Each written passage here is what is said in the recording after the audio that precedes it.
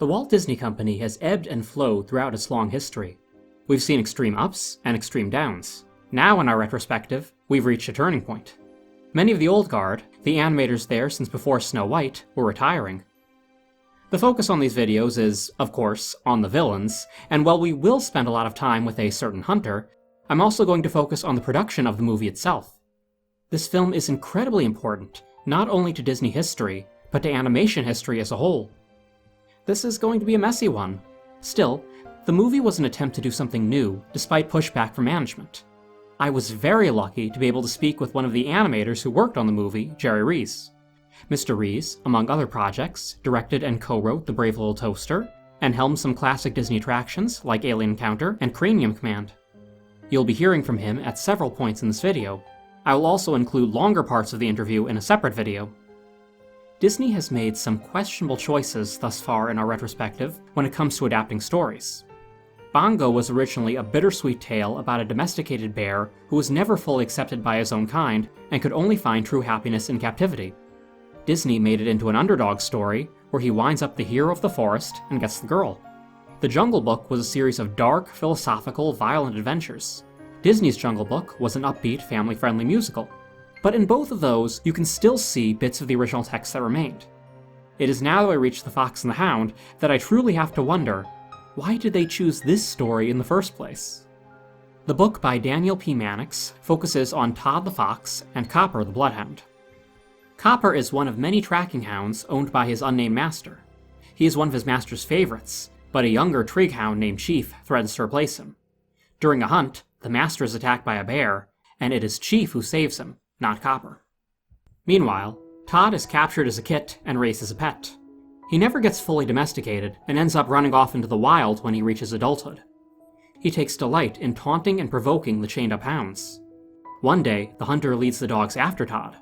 Clever fox that he is, Todd deliberately leads Chief onto the train tracks so he is killed by an oncoming locomotive. The hunter sees this and swears vengeance. Copper is actually happy to have his competition eliminated, but joins the hunter in his vendetta against Todd. The fox is chased by the hound time and time again, and always manages to escape. As the years pass, the world around them begins to change. Neighborhoods and factories replace the forest. The older, smarter foxes move on, replaced by young and experienced savages. Soon, only Todd, Copper, and the hunter are the last holdouts of the old days. A rabies epidemic sweeps the fox population. Todd avoids the disease, but drastic measures are taken by the humans. Every fox is systematically wiped out. Todd is the last remaining fox until Copper is put on the case. The hound tracks the fox until Todd dies from exhaustion. The hunter and Copper are hailed as heroes, but the happiness doesn't last, now that they're no longer useful. The hunter is forced to abandon his old cabin, presumably to be demolished, and move into a retirement home. Dogs are not allowed there, and the book ends bleakly with the hunter preparing to put Copper down. Copper trusts his master until the end. To quote the final text, "He did not care what happened, as long as he would never be separated from his master, for he had killed the great fox, and in this miserable, foul land there was no longer any place for fox, hound, or human being." I won't lie, this book really affected me. It's very cleverly done, telling things from the animal's point of view. Because they don't rationalize things the same way as humans, it gives the book a very unique narrative style. But that ending, wow. It goes straight into Old Yeller territory, and possibly beyond, since Copper wasn't even sick. I knew it was coming, but it was still heartbreaking. As I said before the recap, this is one of the oddest choices I've seen for a Disney movie. It feels more like Plague Dogs than Dumbo. Todd and Copper are not exactly your typical animated protagonists. The ending is incredibly bleak, and the themes of changing times evoke more melancholy than whimsy. Not every Disney film has to be 100% upbeat, but let's face it, this is not exactly on brand. The story was apparently chosen by producer Woolie Reitherman because one of his sons owned a pet fox.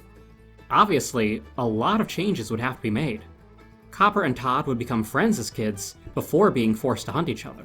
This added a great deal of dramatic thrust to the story, this time from a human perspective. But with such a dark story, there was a major need to lighten things up. How dark were they still willing to go? Well, not very in the long run. According to Jerry, the company had fallen into the habit of playing it safe even before this movie. He recalled being an animation student with Brad Bird and getting a preview of The Rescuers from Frank Thomas and Ollie Johnston. They were shown a rough version of the scene where Penny and the mice almost drown. That's already an intense moment in the final cut, but the early draft was longer and even more harrowing. The scene finished and Brad and I gave them applause and told them, well done. And they said, well, you're the last two people that are going to see it because Wooly wants us to cut it and make it much less dramatic. And he said it's too scary. And we were going, too scary? What are you talking about? You guys did, like, Pinocchio drowns. He's like face down in the ocean water and the sand. And too scary? Don't they know your own legacy is filled with this kind of drama? And they said, oh, you're talking to the choir. Go tell that to Wooly. And we said, we will. And so they immediately picked up the phone and they called Wooly Reitherman's office and they said, Brad and Jerry would like to come up. And we were just still college punks at that point. But Wooly invited us up and we sat there and we told him, like, Frank and Ollie made an amazing sequence. Oh my God, we just saw it. And we were pleading the case of, like, look at your own legacy. Oh my God, why don't you want this? And he was nice enough, but kind of patronizing. And he said, oh, we get letters from the Bible Belt and stuff. So he was, but he mainly tried to joke his way out of it and just kind of be, humorous. He said, back in our day, we had to make our own paper by, like, splitting logs and drilling the holes for pegs and stuff. But Brad and I were just so frustrated, and that was even before we had stepped in to start work. We were still in college, and we were looking at our heroes at the studio, still completely committed to the passion they always had, and the cinema and the drama and the emotion that they always had, and they were being censored. So we thought, well, how are we going to have a chance if our heroes, the veterans, they've earned the right to have a voice in the cinema, and they're being censored right now. So that should really put things into perspective on the company's attitude during the production of Fox and the Hound. I've heard some misconceptions over the years that it was a case of the younger, newer animators with their radical ideas that were pitted against the older pros that had worked with Walt. Jerry says that was not really the case, at least not with most people. We saw it as a time to make that jump to, like, the next Snow White impact with our generation, and the veterans wanted that too, and were encouraging us to be as bold and as innovative as possible. They were cheering us on. So you had the most veteran people, the remnants of Walt's 9 Old Men team, and all of us young people coming in completely on the same page with that. In the middle, you had the management at the time that was now in control of content. So the veterans were no longer in control of content, and us coming in as the newbies were not in control of content. The most accounts I've heard of people directly butting heads have been in regards to two of the directors, Art Stevens and Ted Berman, along with the producers Wooly Reitherman and Ron Miller. Miller was also the CEO at the time. There also seemed to be some middle management issues. For the most part, though, all the artists, young and old, just wanted to tell a good story. One particular animator had gotten increasingly frustrated with the company's stagnation and wanted to create his own films that would capture some of the magic of classic Disney. Don Bluth, alongside Gary Goldman and John Pomeroy, led a walkout during production to start a new company. This set production back by at least a year. So this doesn't paint the best picture of Disney at the time. While they would find shaky footing as the 80s went on, ending with the triumph of The Little Mermaid, where we currently are in the late 70s, early 80s, shows a company in a major flux. As a result, you don't really hear too much about the production of this movie. I did find a set of early storyboards showing glimpses of what the original plot was. The opening is very similar. Todd, the orphan baby fox, is taken in by a widow. He becomes friends with Copper, a hound pup owned by the hunter next door. In this plot, Todd sees a weasel trying to get at the hunter's chickens, but the fox is blamed instead. There may also be a human trapper involved in Todd being continuously misblamed. It's a little hard to tell. At some point, he's left in the wild for his own protection. Todd starts a family and even visits the widow with his mate and children. He's still hunted by his former friend, and even gets caught in a trap during one of the chases. He and Copper run afoul of a bear and take it down together. Apparently, the bad trapper confesses to being the thief, letting Todd off the hook. He and his family are free to come and go from the widow's house, and he remains friends with Copper. The story was continuously tweaked, as it always is. It was given a bittersweet ending where Todd and Copper stay friends, but can no longer see each other. Although things took a darker turn, Disney still wanted to play it safe in general.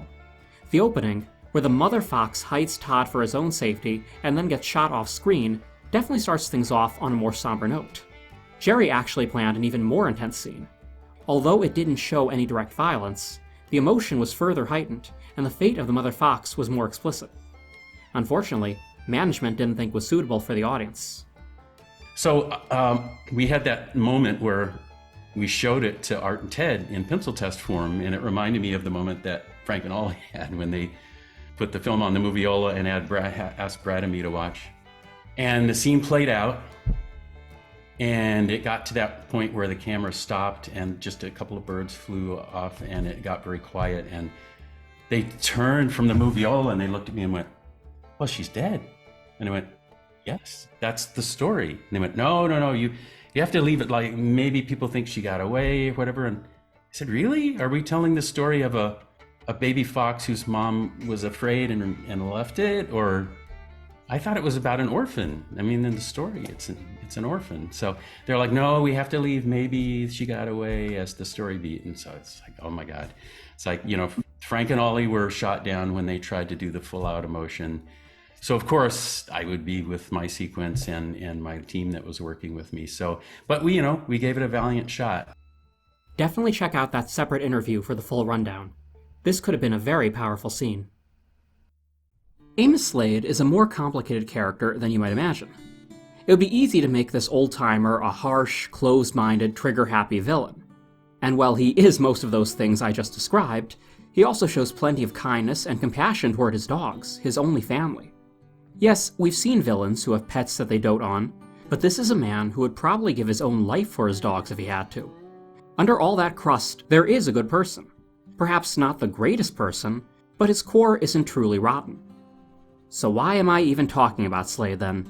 I know Disney has technically counted him as a villain themselves. He appeared in a montage in their villain-themed Once Upon a Halloween, but just because they say he's a villain, do I need to agree? Well, to some extent I do, since I think that adds a degree of validity to his classification.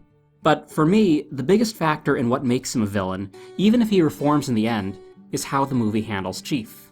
We talked about the movie's original outline, but for explanation's sake, let's do a little recap of the final plot. Amos Slade, the hunter, buys a new puppy, Copper, to train as a hunting dog. His older dog, Chief, is unhappy with this new youngster muscling in on things. Copper befriends Todd, a fox owned by the widow next door. A run-in with Chief gets Todd on Slade's bad side. He sees the fox getting chased out of his henhouse, and assumes what we all probably would in that situation. Slade vows to shoot Todd if he ever sees him again. One long hunting trip later, and Copper is all grown up. Todd comes to visit, but Copper tells him they can't be friends anymore, since he's a true hunting dog now. Slade sees Todd and makes good on his promise, leading the hounds on a fox hunt. While trying to escape, Todd runs across the train tracks. Chief follows and gets hit by a train. Now Slade and Copper swear vengeance for Chief. Even after Widow Tweed leaves Todd in the game preserve for the fox's safety, Slade and Copper sneak in to settle their score. Slade runs into the world's biggest, angriest bear, which attacks him and Copper. Todd risks his life to save his old friend turned enemy. A very ungrateful Slade still tries to shoot him afterward, but a heartbreaking look from Copper convinces him to drop his gun and leave in peace. Now some of this seems understandable, at least from Slade's point of view. He views Todd as a threat to his farm, which real-life foxes often are. He's a hunter who has probably shot countless foxes, and this one's no different. It's even worse when Todd is fully grown, since that means he's potentially a bigger threat to Slade's chickens. It's when he trespasses on the nature preserve to kill Todd that he fully crosses into villain territory. The problem is Chief. Chief was originally supposed to be killed by the train. Now, somehow, he manages to survive the train and the fall with a broken leg. Not only that, but he milks his injury for pity, implying he's not in as much agony as he wants Slade to believe. Not only that, but Slade seems to be aware of this, and harshly shoos him away. Chief, get back in there before I break your other leg. Now, I understand some of this. These dogs are the only things that bring out Slade's good side. They're all he has. Seeing a pet almost die would still be traumatic, even if they miraculously survive like Chief. But now that Chief's alive, it still eliminates the need for true vengeance. Widow Tweed is forced to abandon Todd to protect him, which breaks both their hearts. That feels like revenge enough. Todd's a domesticated fox. Although he does find happiness with Vixie, there was still a decent chance that he wouldn't be able to fully adapt out there and die, which would have undoubtedly pleased Slade.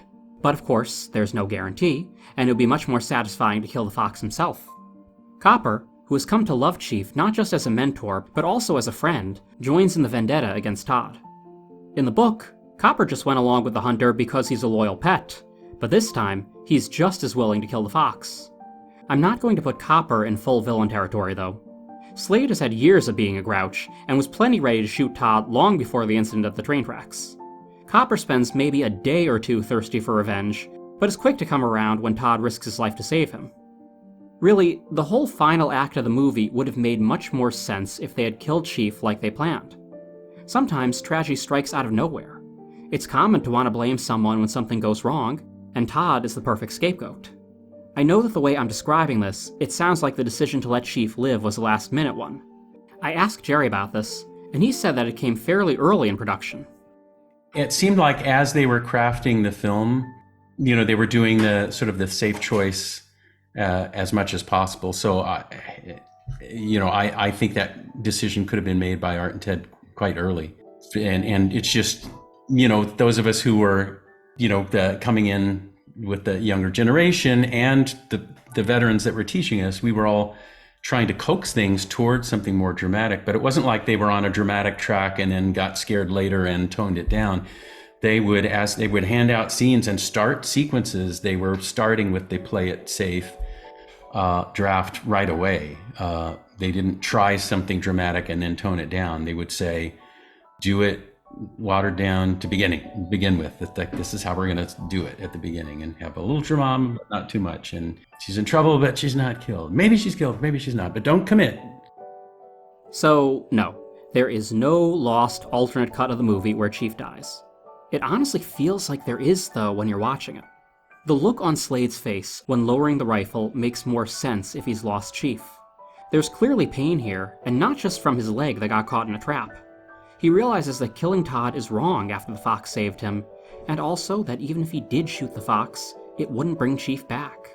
It still does have some emotional power in the final film. This is a man who's realized how far he's come to the edge. Perhaps for the first time ever, he's feeling ashamed of himself. He's almost gotten himself and his dogs killed over a petty grudge. Sometimes you really do just have to cut your losses and back away. So yes, it's that petty grudge that puts Slade into the villain category. Compare him with Denahi from Brother Bear, who I do not consider a villain. Denahi doesn't blame the bear that led to his older brother's death, but when he thinks that it's directly killed his younger brother, he viciously pursues it. What's really going on is a lot more complicated, and when Denahi sees the truth, he instantly throws down his weapon. This is a person who's lost both his brothers in the span of a couple days. He has every reason to react with anger and grief, but is quick to stop when the truth is clear. Slade's dog breaks his leg, but is otherwise fine. And even after Todd saves his life, the hunter has to be guilted into relenting. And even if they did kill Chief, I think I'd still put Slade as a villain. Grief can be a great motivator for a villain origin. What makes him a bad guy in my book is how harsh he is from the start. For every friendly moment he has with his dogs, we have scenes of him screaming at his neighbor and threatening a baby fox. He does find some redemption at the end, and is implied to make amends with Widow Tweed. Hopefully, he mellows out for his own sake. Amos Slade was voiced by Jack Albertson in his final theatrical role. I think a lot of us will know Albertson the best as a much nicer character, Grandpa Joe from Willy Wonka and the Chocolate Factory.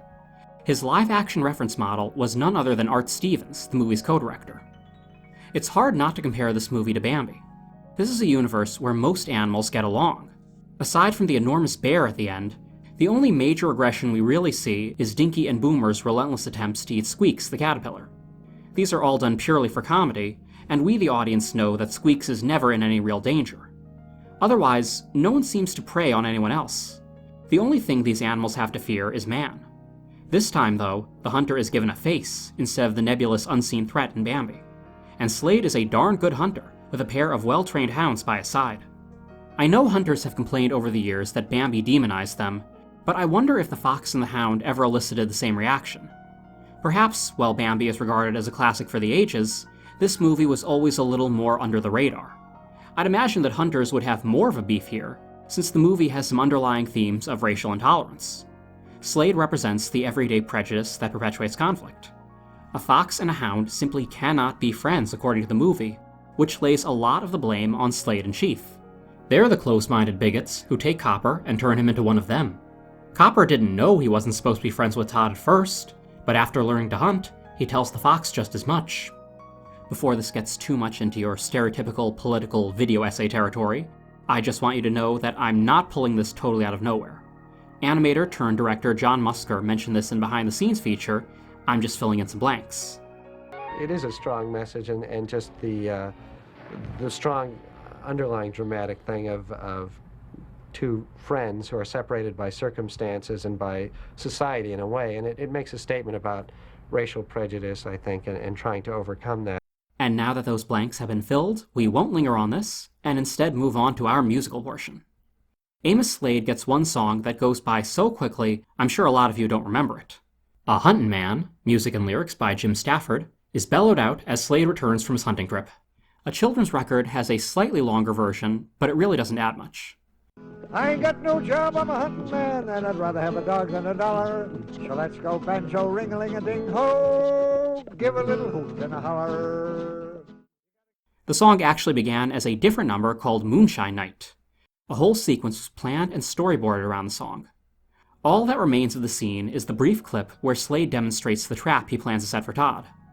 In the longer version, Slade is actually more concerned about Chief's health, and gently but firmly tells him to lie down. He pours himself some medicine, moonshine, and begins to strum on his banjo, singing about what a great night it is for drinking. When the moonshine's bright, it's moonshine night, and a good night for a swaller. So let's go banjo, ring-a-ding-a-ling-ho, give a little hoot and a holler. Chief continues to play up his pains for sympathy. Copper gets sick of this very quickly, and decides to give him some of their master's medicine to make him feel better. Slade is too busy strumming his banjo to notice.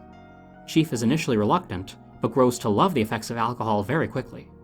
He makes Copper spill the jug and goads him into lapping it up before Slade notices. In a few moments, both dogs are completely drunk. They join their master in singing, howling, and partying the night away. I'm sure there was a number of reasons why the scene was cut. We were a long way from Dumbo at this point, and I can imagine some execs not wanting to show the characters getting so excessively sloshed. I imagine there was a concern with pacing as well. The scene doesn't really add all that much. At the same time, I can see why they might have wanted to include it. Wooly Reitherman thought the movie's second act was dragging, and at one point wanted to have a big musical number to liven things up. Todd and Vixie were to have come across a shy crane voiced by Charo. A gawky male crane voiced by Phil Harris would help her find her inner beauty and confidence with a song called, I kid you not, Scooby-Dooby-Doo, Let Your Body Turn to Goo. It had even less to do with the plot than the Moonshine song. Perhaps Moonshine Night was a proposed compromise. On the instrumental side of things, the movie's underscore was composed by Disney legend Buddy Baker. Baker composed scores for countless Disney films, shorts, featurettes, and theme park attractions. His best-known work is probably The Haunted Mansion. Thematically speaking, there's a hunting chase theme heard at several points, which is also used for the unseen hunters that kill Todd's mother at the beginning.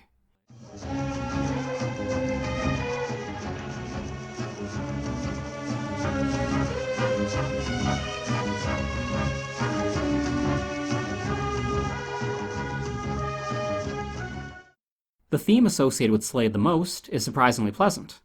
He and Chief get a catchy, laid-back tune that reflects their mellow sides and the familial bond they share with Copper.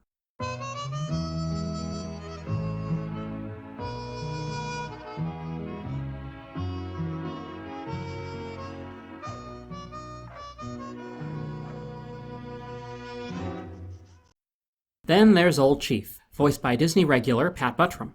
He's gone from voicing a wolf to a wolfhound. Like his owner, Chief is a crotchety grump who's firmly set in his ways. A hunting dog through and through who would never consider making friends with a fox. There's not too much to say about him that I haven't already said. The most interesting aspect of Chief, outside of his function in the plot, is his relationship to Copper.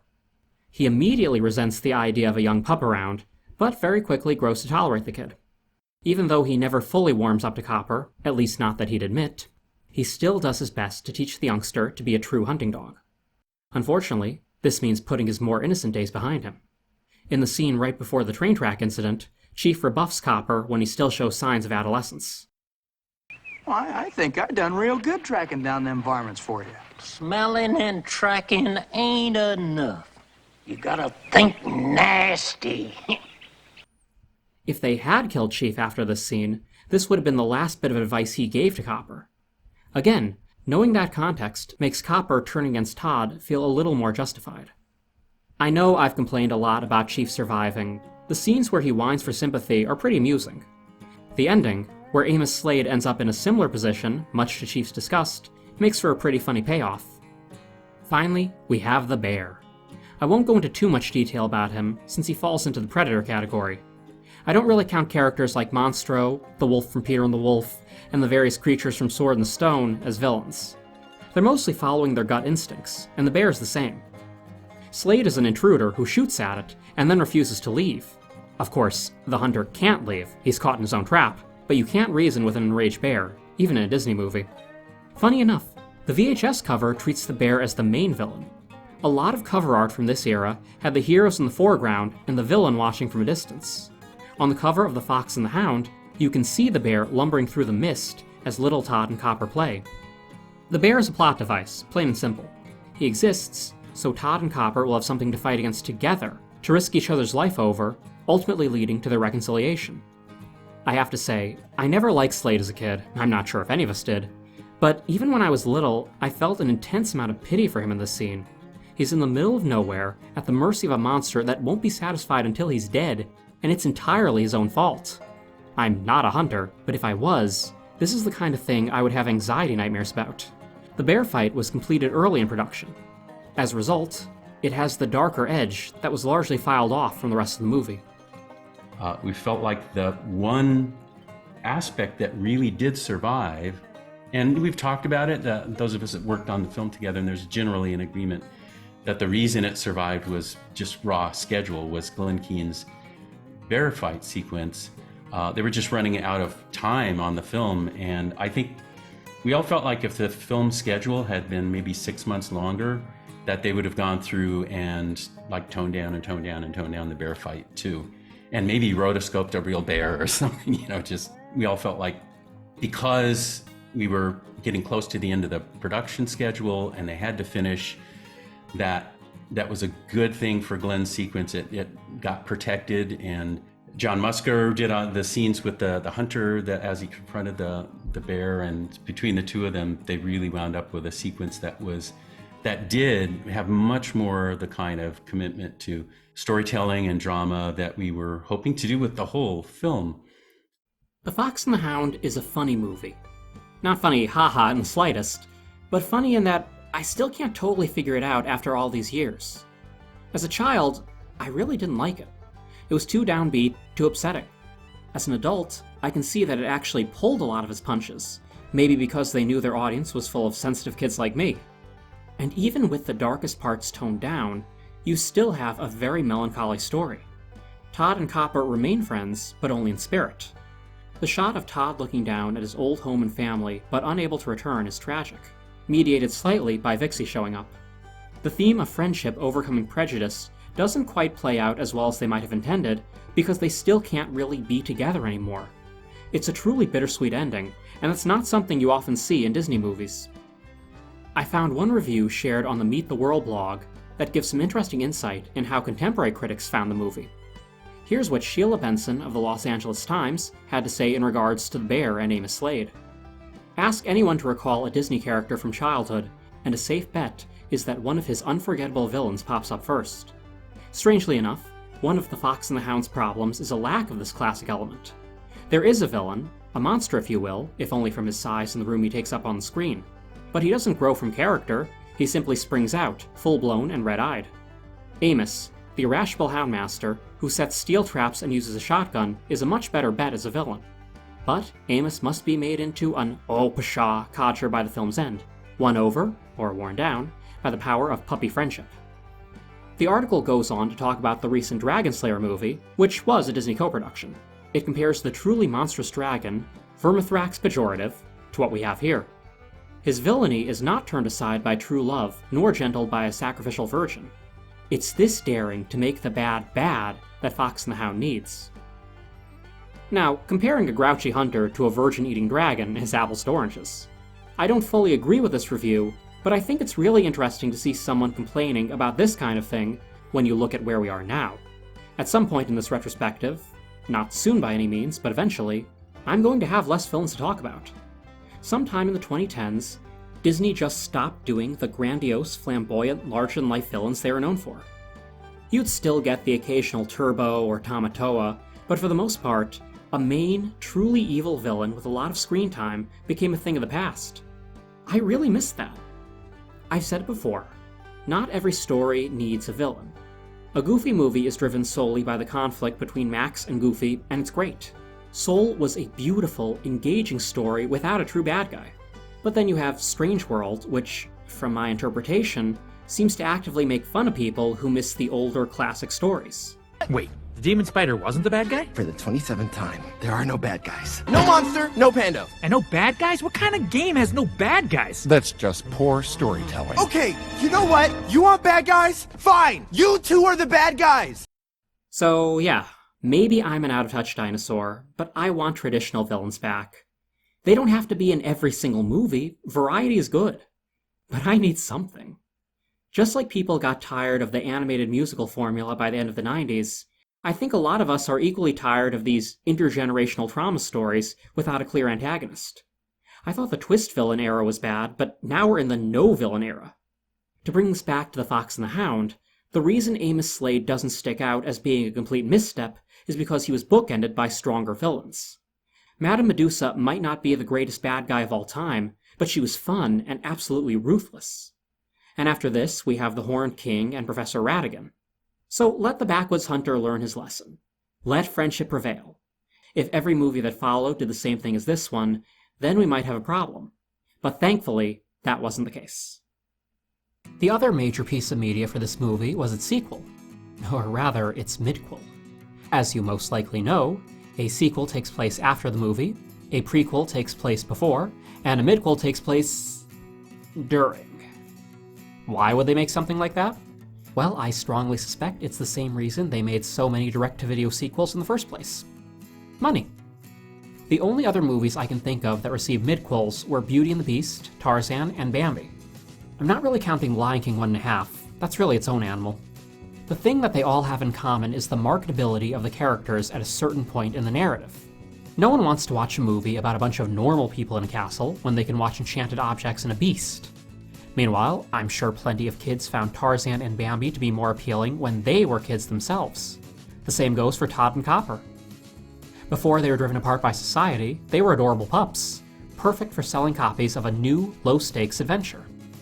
There's a cynical cheapness to most of these, but some of them can still be enjoyed for what they are.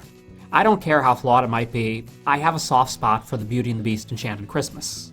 The reason that the Fox sequel really rubs me the wrong way is because of how bleak it feels the whole time. The movie's narrative is as harmless and fluffy as they come. It involves a singing dog group at a county fair, but it's sad knowing there's not really a happy ending. No matter what the other characters go through, we know it'll turn out okay. Belle will break the spell over the castle.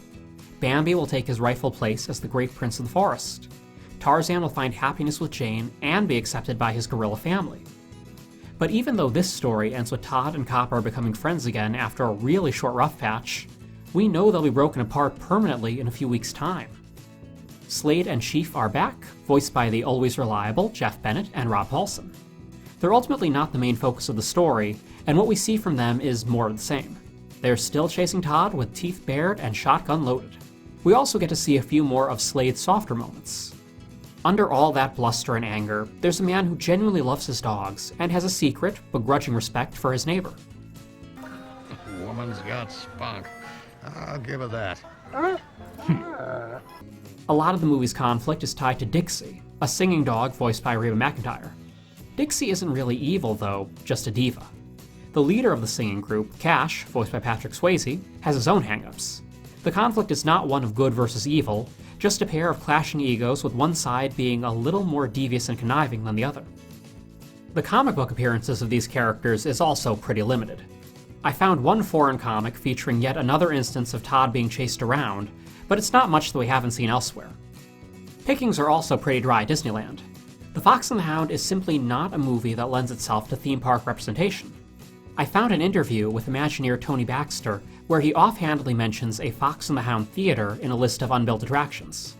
Otherwise, there's really nothing. We have some dioramas from Main Street showing all the characters, including Slade and Chief. The only other thing we have is a briefly used unit in the Main Street Electrical Parade. In 1981, to promote the movie, Widow Tweed and Amos Slade's cars joined the procession. Tweed and Slade were seen driving. A puppet version of Little Todd was in the back of Tweed's car, and a costumed adult Copper was in Slade's truck. Sadly, I can't find a picture of Copper. The Slade and Tweed costumes were repurposed from the America on Parade characters. For the country's bicentennial, a parade featuring massive versions of the It's a Small World dolls was created. These nightmarish characters were dubbed the People of America. After two of them appeared as Tweed and Slade, the costumes would be used in the early days of Epcot. Guests could meet the people of the world walking around World Showcase before the costumes were, thankfully, retired.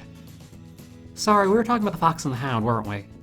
Well, that tangent is my cue to turn this over to our bonus villain, lurking in the computer-generated, cutting-edge, electronic world. Tron was one of the first movies to use computer animation so heavily. Even if it looks dated today, it's an important historical landmark. There's plenty of animation in the movie, but ironically, most of the characters themselves are played by live actors. The main villain, however, is a fully animated character. As a bonus villain, we are taking a look at the Master Control Program, or the MCP. The MCP started as a simple chess program created by Dr. Gibbs. It was corrupted and modified by Ed Dillinger, ruthless CEO of the Encom Computer Corporation. For some time, Dillinger used the MCP to keep a tight control over anything that went on at Encom. Unfortunately for Dillinger, and the world as a whole, the MCP became self-aware and intelligent enough to turn on its human creators. It's not satisfied with having a stranglehold over some white-collar workers anymore. He wants complete control of everything. Once he tells Dillinger he's planning to hack into the US and Russian governments, Ed realizes he's in way too deep.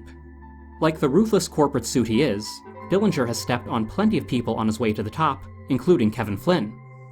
Dillinger stole Flynn's video game programs and sold them as his own, making a major profit thanks to the arcade boom of the late 70s and early 80s. When Flynn breaks into the building to get evidence, the MCP recognizes him as a threat. The main leverage the MCP has over Dillinger is that very evidence that he's been using as blackmail, and a skilled user like Flynn means trouble. Well, our MCP is ready to hold the world hostage with our own weapons of mass destruction. Zapping a single human into the electronic world to subsequently kill him is small potatoes. And that's exactly what he does. According to the filmmakers, the MCP and MCOM were meant to reflect a growing fear that early programmers had, that corporations would take full control of this new digital world. The MCP is the anti-personal computer. He gets so much control that he even rebels against his own user. The heroic programs, Tron, Yori, Ram, and Clue, are all created by good people and reflect their users. Even as data inside a giant computer world, they have a spark of humanity. They were created with noble intentions to help people. MCP was created to control and dominate, so his personality is inhuman and cruel. This, of course, leads to his downfall. Even though he's a computer program, the MCP still falls into the trap that so many villains before and after have. Instead of killing Flynn upon digitizing him, he forces him to compete in gladiatorial games for his amusement. He's so ready to assert his control over humanity that he fails to realize that the human spirit isn't so easily stifled. The MCP's lack of humanity is exemplified by his design. Most of the other characters inside the electronic world look like humans in odd glowing suits. The MCP's first appearances are as a projected polygonal face. When we finally get a proper look at him, he's a huge, red, rotating cylinder. He's been absorbing so many other programs that he's taken on a strange, inhuman form. Concept art shows an earlier alternate design featuring a vaguely skull-like face. It still gets the cold, robotic nature of the character across. Part of the MCP's look actually comes from an earlier character. Triple I, one of the studios responsible for the animation in Tron, had a short motion capture demo called Adam Powers the Juggler. Mr. Powers' face was later used for the MCP. The MCP may have been planned to be blue at one point. In early stages, the color yellow was going to represent good, and blue was going to be evil. This is why THRU, a good program, in the first movie, is yellow. In the end, blue represents good and red represents evil. In the future, we'll see the same color motif used in Aladdin. MCP's chief enforcer is Commander Sark. He's just as ruthless as his boss, and possibly even more bloodthirsty. He takes great pleasure in watching prisoners perish during the games. The programs are played by the same actors as their users. Since Sark was created by Dillinger, they are both played by David Warner, who also provides the voice for the MCP. A user? That's right. He pushed me in the real world. Somebody pushes me, I push back, so I brought him down here. As I mentioned, although the MCP was corrupted and exploited by Dillinger, his original programmer was Walter Gibbs. When the evil program is finally destroyed, he reverts to his old archaic chess game form. This version shares Gibbs actor Bernard Hughes. As long as good exists, whether it be in the real or virtual world, it will always triumph over evil. The MCP is indeed deprogrammed, and Dillinger is left with nothing. Even as he sits in defeat, he's probably relieved things didn't get even more out of hand. He won't have his empire anymore, but at least he, and the world, won't be under the proverbial thumb of the MCP. As I've said, this retrospective prioritizes animated villains first and foremost. The movie's sequel, Tron Legacy, has some bad guys, but they are almost entirely live action. Admittedly, its main villain is perhaps partially animated from a technical standpoint. Kevin Flynn creates Clue as a duplicate of himself to monitor the grid.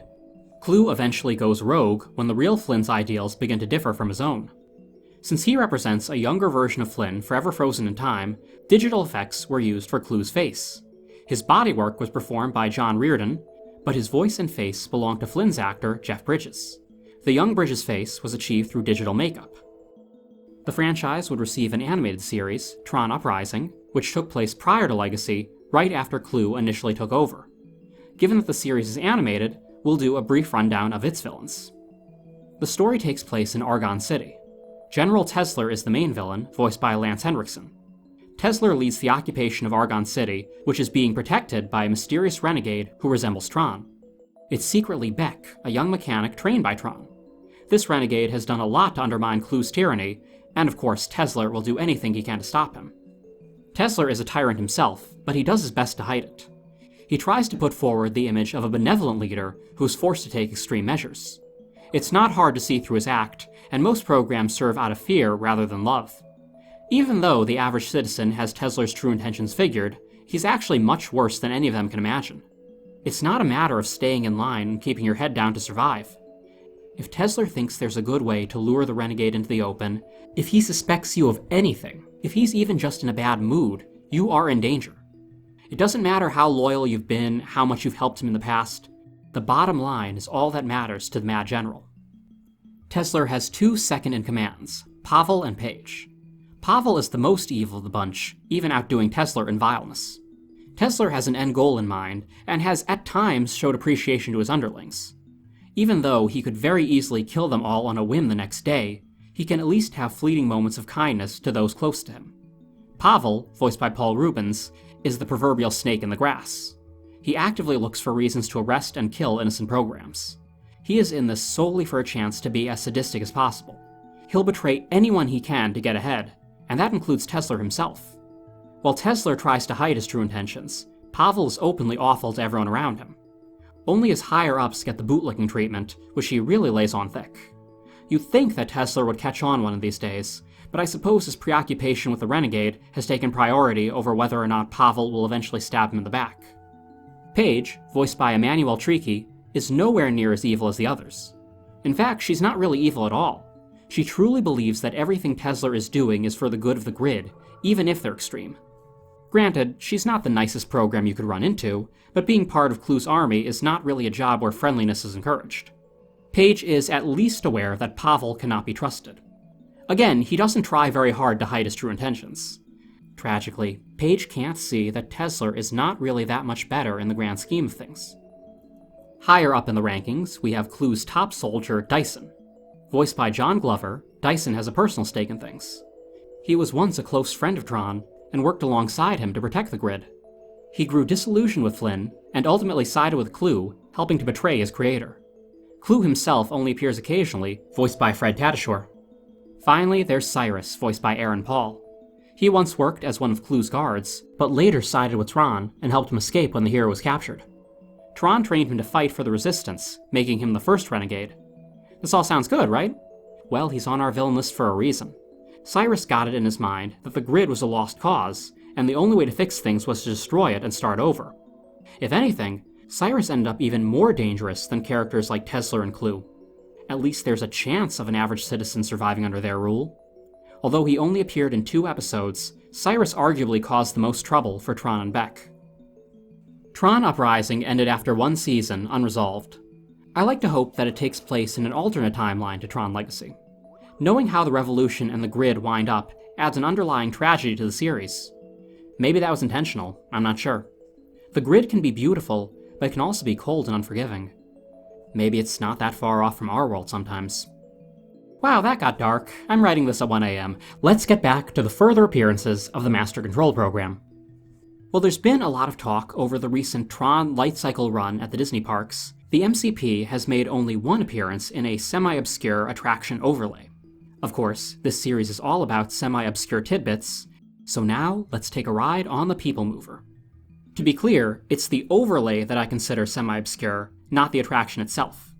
Disneyland's People Mover, which offered a breezy tour of Tomorrowland, became the People Mover through the world of Tron in 1982.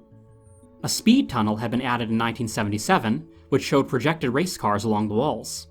The World of Tron revamp had the projections changed to clips from the movie. The voice of the MCP was heard, courtesy of Corey Burton, erroneously calling himself the Master Computer Program.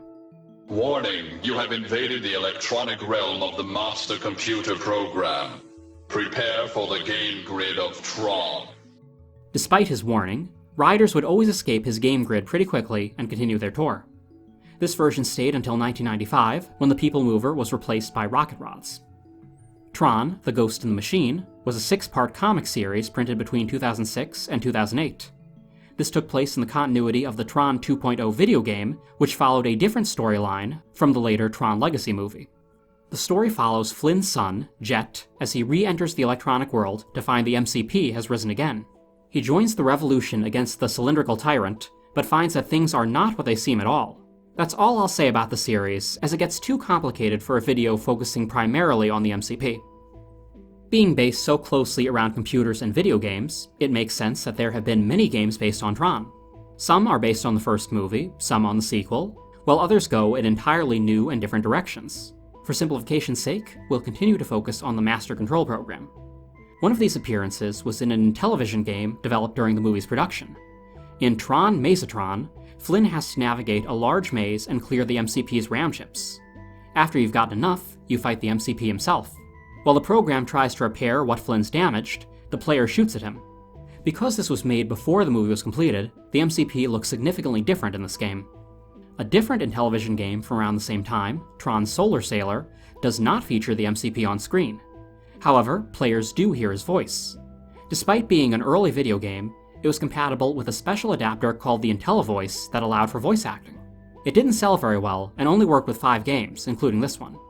Primitive, but important for video game history as a whole. In this appearance, the MCP was voiced by Brian Cummings. You will regret this. The MCP's most significant video game role was in Kingdom Hearts 2. Like many of the Kingdom Hearts storylines, his plot was a reworking of the original movie. In this continuity, their world, Space Paranoids, is a copy of Encom's original server made by Ansem the Wise. At some point, Xehanort corrupted the system, leading to the rise of the Master Control program. Now the MCP wants to extend his tyranny to the outside world. When Sora, Donald, and Goofy mess with his keyboard, he zaps them into his domain as punishment. This turns out to be a major error on the MCP's behalf, since the heroes team up with Tron to ultimately take him down. The MCP and Sark are naturally the main villains in this section, both voiced by Corey Burton. Tron himself seems to be the last holdout of good programs in the increasingly dangerous world. As a result, he gets more interaction with the MCP than he did in the movie. Tron, don't you understand? We don't need users. We've advanced. They're superfluous. Sark is his old ruthless self, but the manga adaptation of the game actually adds a new, tragic dimension to his character. He believes that it was Ansem who ultimately abandoned and corrupted them, not realizing these were the doings of Xehanort. Deciding that all users would betray programs like him, he allied himself with the MCP as a defense mechanism. Well, we've emerged from the electronic world back into reality. The Disney company continued to grow and change after the rocky development of The Fox and the Hound. Unfortunately, they weren't out of the woods yet. Our next movie, The Black Cauldron, proved to be just as difficult in production. It did, however, give us one of the darkest, most frightening Disney villains of all time. In our next entry, we'll be looking at the Horned King. As a reminder, I'll be uploading more of the Jerry Rees interview in a separate video. I highly recommend giving it a listen.